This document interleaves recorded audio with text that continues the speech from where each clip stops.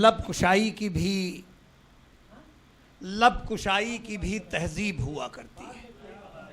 लब कुशाई की भी तहजीब हुआ करती है, बात करने के भी आदाब हुआ करते हैं।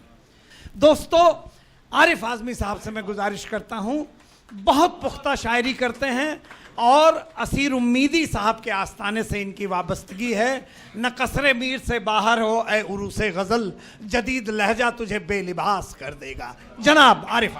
गुंचों की आबरू है न गुल का मकाम है, गुंचों की आबरू है न गुल का मकाम है, गुलची का इस चमन में बड़ा एहतराम है।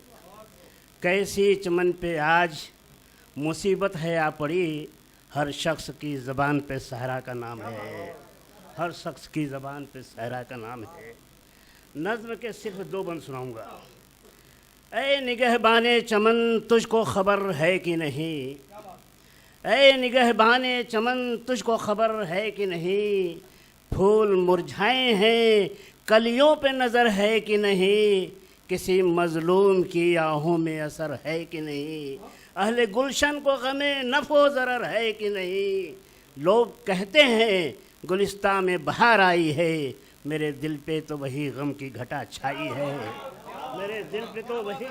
हाँ, लोग कहते हैं गुलिस्तां में बहार आई है, मेरे दिल पे तो वही गम की घटा छाई है। आप हैं अहले चमन हुस्न चमन जाने चमन, आप हैं अहले चमन हुस्न चमन जाने चमन, आपके दम से है आबाद शबिस्तान चमन, आप अपने को समझते हैं निगहबान चमन।